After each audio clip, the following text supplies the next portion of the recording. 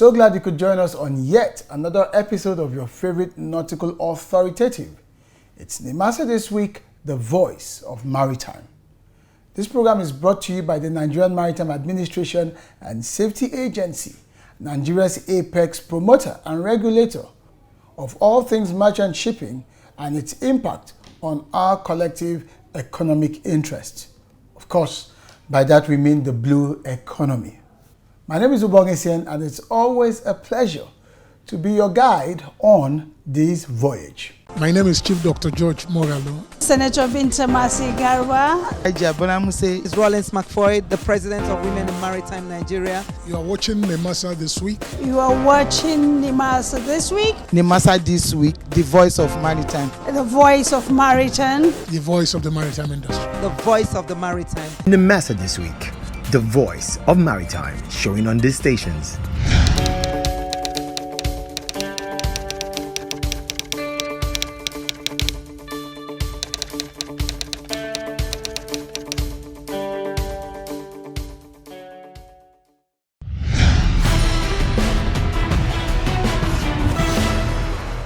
Welcome back. It's still NIMASA This Week, the voice of maritime. One of the key objectives of this program is to cure what is known in nautical circles as sea blindness. What do we mean by sea blindness?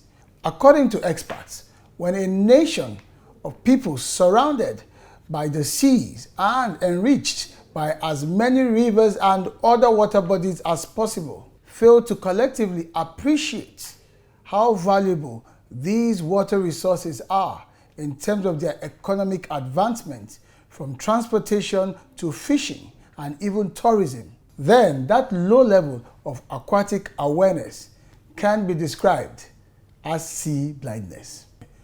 And the people are said to be sea blind. Well, on today's episode of the program, we begin as always with the DG's diary. What has Dr. Bashir Jamo been up to in the Nigerian maritime domain? You get to find out. We also have a special on our Know Your Convention segment, where we get to look at the convention that regulates how dangerous goods are shipped, how dangerous goods are transported by sea, plus our other regulars. So if you're ready, it's anchors away. Introducing the NIMASA Distress Response Call Lines for all maritime stakeholders, ship owners, seafarers, ship captains. Whatever your challenge or distress in the Nigerian maritime domain, please call 0803 0685 167, 0708 0005 956, 0700 0700 010. If you can't reach us on these lines, please call 0700 0700 020, 0700 0700 030. Also via VHF Radio Channel 16. Call and NIMASA will respond.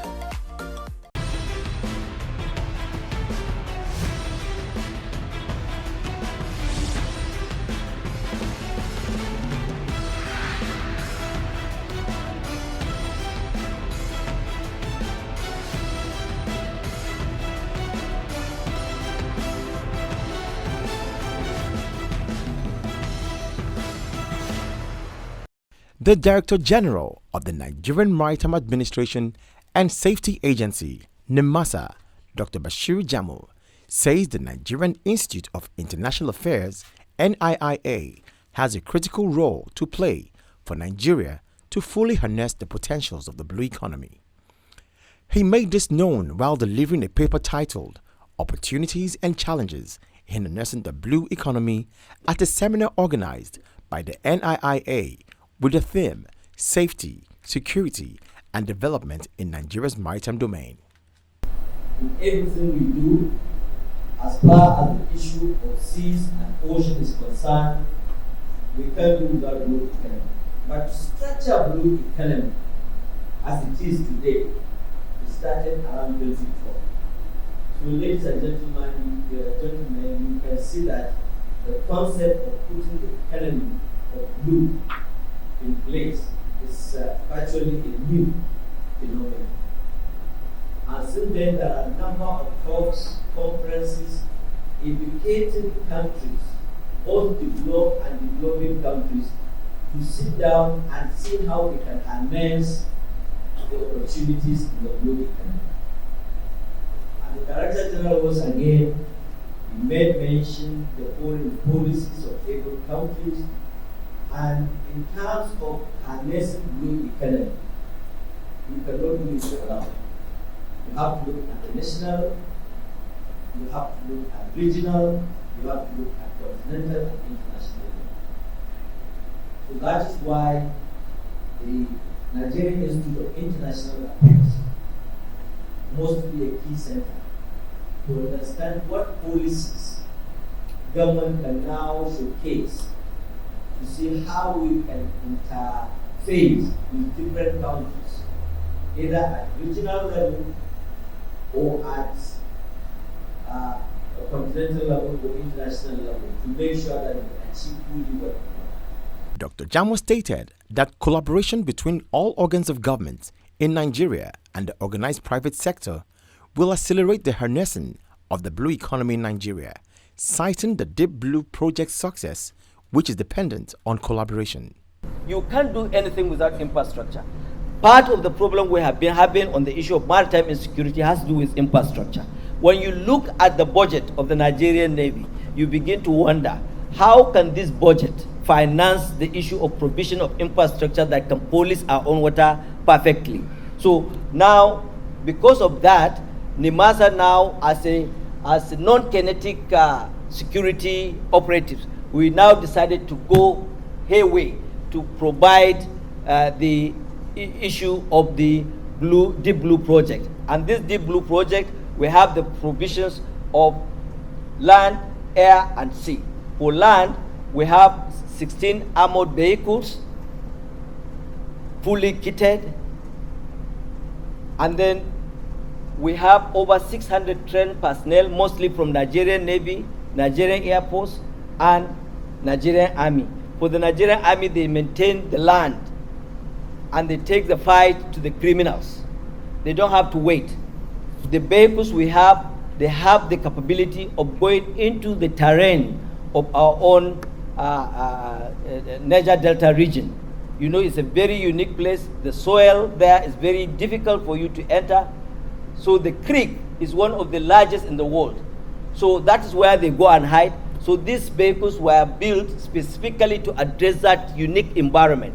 We have 16 of them, and the Nigerian Army takes care of that. Now, number two, we have over 600 personnel. I made mention. Apart from the Air Force, we have SSS. They go and get intelligence gathering and provide and see how they can be able to get to the communities and other things and get rid of these hoodlums. Then, apart from the 600 personnel, we have what we call CPOI Center. CPOI Center is the command and control. In the room like this, you can be able to see everywhere in the country, even outside the country, what is happening linked with those vehicles. So we have a satellite provision that link land, air, and sea. So for the sea, we have 17 fast interceptor boats. These boats, 17, is one of the fastest boats we have in the world. So if you attack, before you know, these boats can be available. Now, apart from 17 fast interceptor boats, we have 2 special mission vessels. These 2 special mission vessels, they have dynamic positioning. Dynamic positioning means that you don't have to get hard key to tie the vessel. You can stop anywhere at sea, at the high sea. It has a long range endurance, can remain for so many days at sea, gathering information, gathering data, and then sending it either to the command and control center or to the air, where we have 3 helicopters, 2 special mission aircraft. So all they are interlinked. The Director General of NIIA, Professor Igosa Osage, acknowledged the progress in securing the Nigerian maritime domain and the Gulf of Guinea. Now, for us at the NIA, the most strategic partner to address these kinds of issues with is NIMASA, very clear. Because NIMASA has proven itself to be the repository of all that will be sustained in life underwater and on our seas. When people talk about the blue economy today, it is simply to remind us that the economic life in the maritime domain is, as Dr. Ichimi puts it, one that will be wealthier than oil.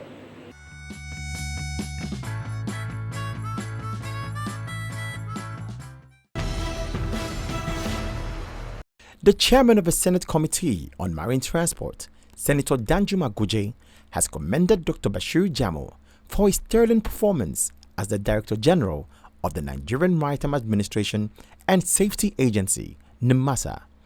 Senator Goje, who spoke as chairman of Dr. Jamo's induction ceremony as a fellow of the Nigerian Institute of International Affairs, NIIA, described the NIMASA DG as a patriotic Nigerian dedicated to the economic development of the nation's economy through the maritime sector. Very, very comfortable to work with.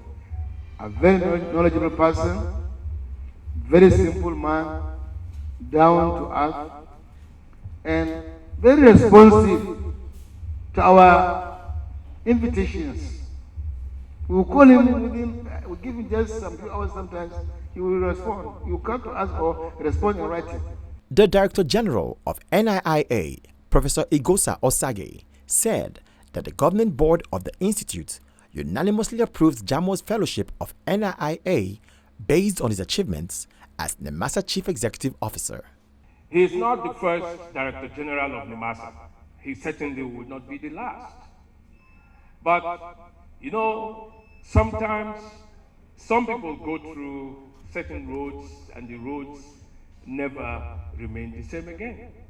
Now that's the difference between occupying an office and changing the office. He has opened new vistas, and these vistas are not only domestic vistas, they are also patently international. And I think that's the point at which NIMASA and the NIA have come together. In his response, the Director General of the Nigerian Maritime Administration and Safety Agency, Dr. Bashir Jamo, dedicated the fellowship to every stakeholder in the industry for the enormous support he has received throughout his tenure, without which he wouldn't have been able to get much done, while committing to continue giving his best towards developing the sector.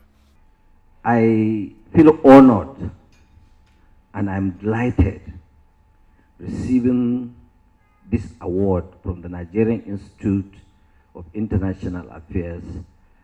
I think it's understatement. When I got the wind, I started thinking, do I actually truly deserve this award from this highly respected and reputable institution? If you look at the idea of creating the institute, it's not for a local consumptions only, but also for the international community. So when anybody that you see in the institute, he is not there as a Nigerian, but he's there as a global figure. He speaks global language. He understands global policies. He adopts global way of doing things. He gives directions on global things. For me, all that's been said that I did or I achieved, I think is a normal way and a normal procedure when you are given public responsibility task to do. In totality, I want to appreciate each and every one of you for sacrificing their valuable time and precious time. Most of the people here, they are not within Lagos. The chairperson of the House Committee on Maritime Safety, Education and Administration, Honorable Linda Ikpeazu, former Minister of Interior, Captain Emmanuel Hienacho, and former DG of NIMASA, Dr. Ade Dosemu, were among the dignitaries present at the induction ceremony. Dr. Jamo is a very nice person. He's hardworking, and he does deserve the honor that you guys have decided to confer on him. So I can only say to you, Dr. Jamo, to keep on doing the good work. We have worked in several committees of NIMASA when we were doing bunkering. That was when I knew that you were destined for great things. The way that you carried yourself then, the things that you said, well, I'm not surprised that you achieved all the things that you've done. Intellectually, you are there. Politically, you are there. Bureaucratically, you are there. You are really one complete man. Congratulations, my friend. I never met him before I got to NIMASA.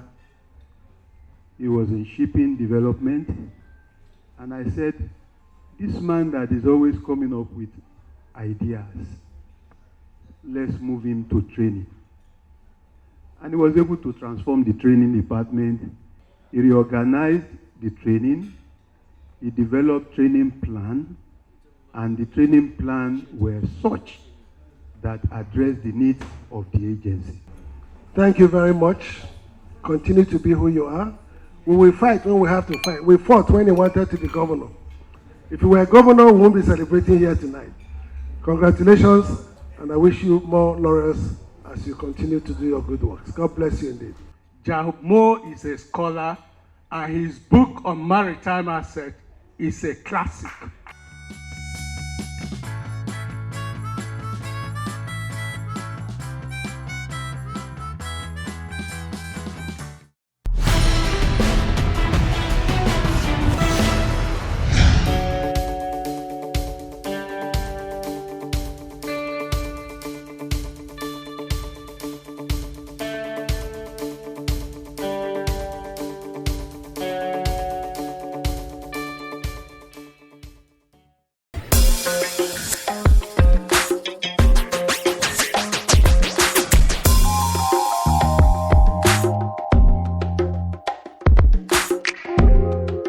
Hello viewers, Happy New Year.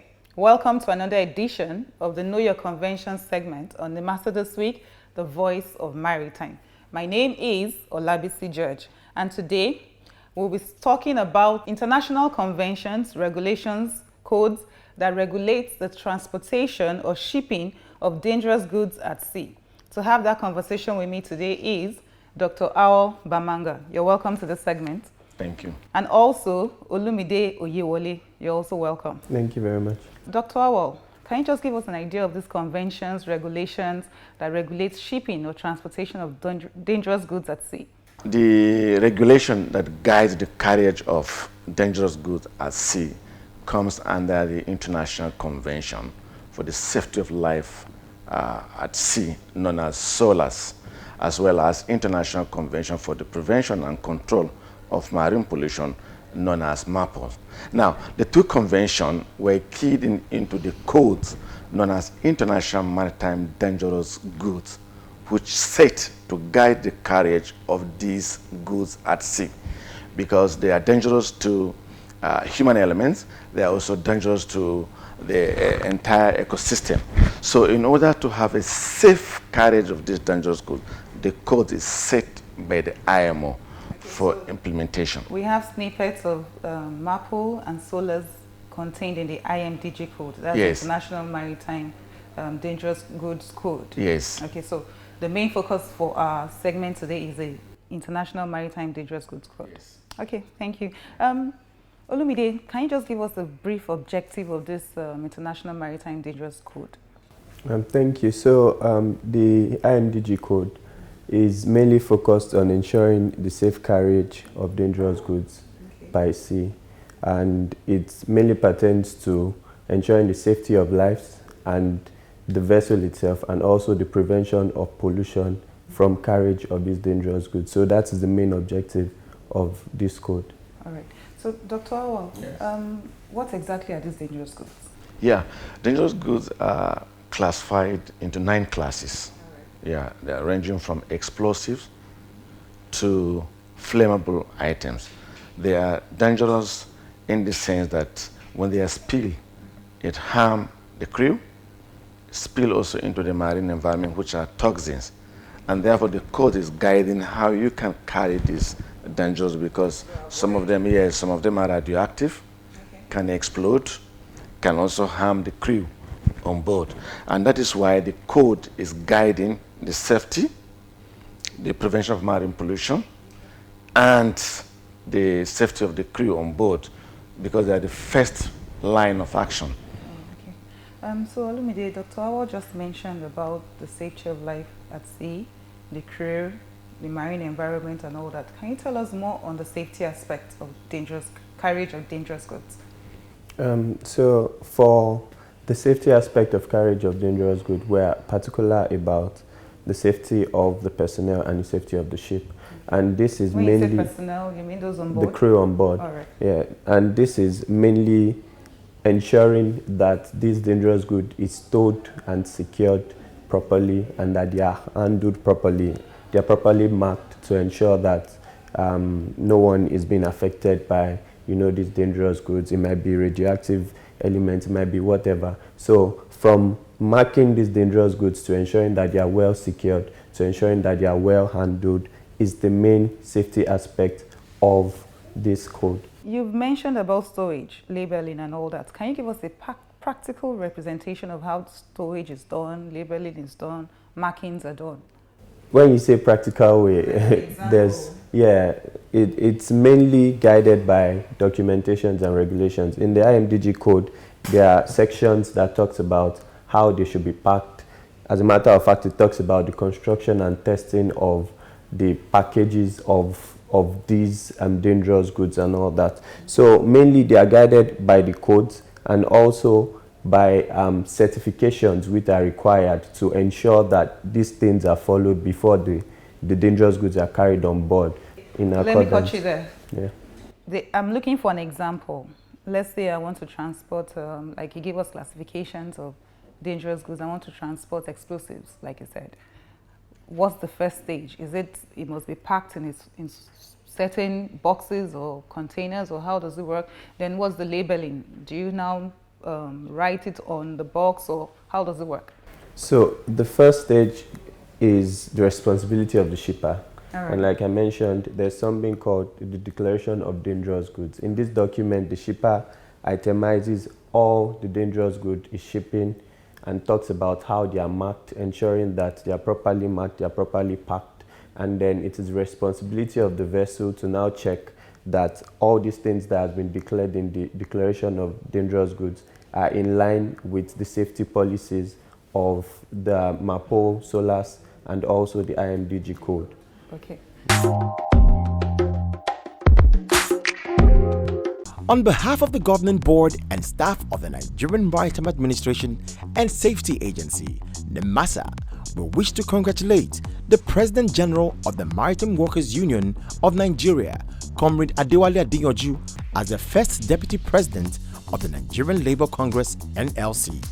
This is evidence of your prior accomplishments and experience in the maritime sector, particularly in improving the welfare of Nigerian workers. Congratulations are once more heartfelt. Signed, Dr. Bashiru Jamo, OFR, Director General, NIMASA.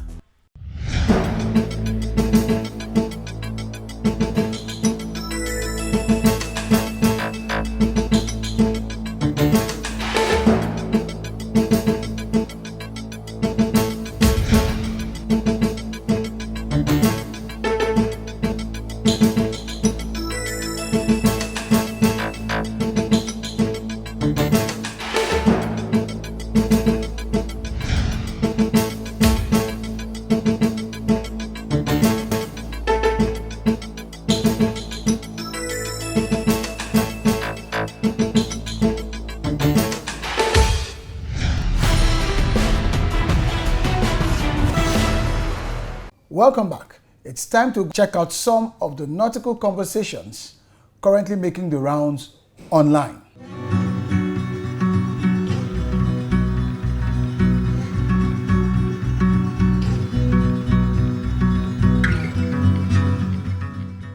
You can continue these conversations with the DG. The DG is at Jamo Bashir on Twitter, as well as at NIMASA Official.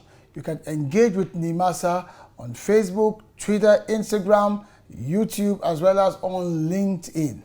However, when it comes to doing business within Nigeria's maritime space, by now, if you watch this program regularly, you would have come to understand that maritime is heavily regulated. There are various rules guiding the actual shipping itself, the management of our marine environment, matters affecting crewing and manning, and even cabotage, where we are now opening up the space for indigenous ship owners to play in Nigeria's maritime industry. And in order not to run foul of any of these rules, as we always say, make the NIMASA official website, currently showing on your screen, your first port of call.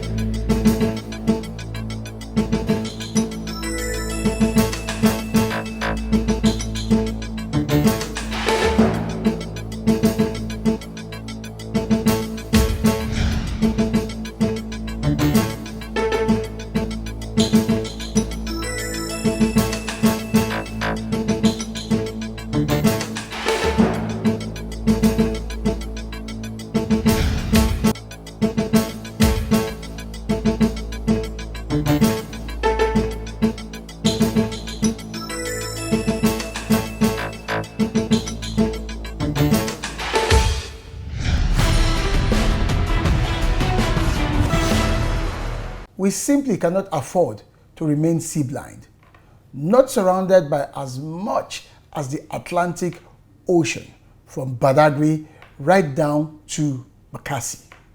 We're talking about over 850 kilometers of coastline and its humongous impact on our collective socio-economic well-being. And that's why you and I must take more than a cursory interest in maritime affairs. That's all we have for you today on the program, and we hope you've enjoyed watching. Till I come your way next time, my name remains Ubong Essien, and I'm asking you, as always, to stay on course. Bye-bye.